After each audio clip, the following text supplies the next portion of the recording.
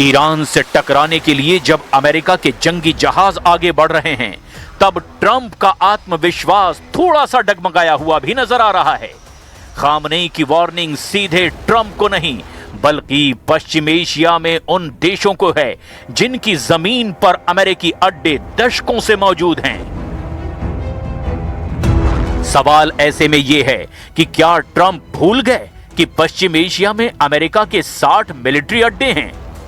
इन अड्डों पर अमेरिका के 40,000 से ज्यादा सैनिक तैनात हैं। यहां अमेरिका के विमान भी हैं, रडार और मिसाइल सिस्टम भी हैं। पश्चिम एशिया के आसपास नेवी के जहाज हैं और उनमें सवार 15,000 सैनिक भी हैं। صحبت جنگ میکنن که ما نمیدونم با فلان جور هواپیما با چه میاییم چنین میکنیم. اینم جدید نیست. در گذشته هم آمریکایی‌ها بارها در حرفهای خودشون تهدید میکردن.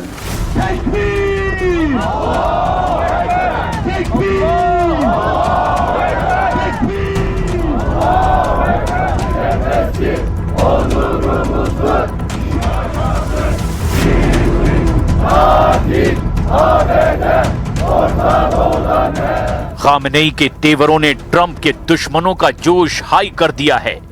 तुर्की में ट्रंप और नेतन्याहू से नफरत करने वालों का हौसला बढ़ चुका है। इस्तांबुल में अमेरिका के वाणिज्य दूतावास के बाहर ये प्रदर्शन देखिए और समझिए कि अगर ये जंग क्षेत्रीय युद्ध में तब्दील हुई तो अमेरिका और इजराइल के खिलाफ सिर्फ ईरान मोर्चा नहीं बनेगा, बल्कि तुर्की के राष्ट्रपति रेजिप तैयब एर्दोआन कह चुके हैं कि वो ईरान पर हमला बर्दाश्त नहीं करेंगे।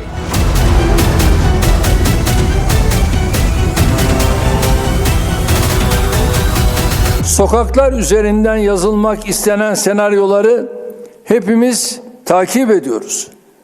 Diyaloğu ve diplomasiyi önceleyen ince bir siyasetle İranlı kardeşlerimiz tuzaklarla dolu bu dönemi inşallah geride bırakacaklarına inanıyoruz.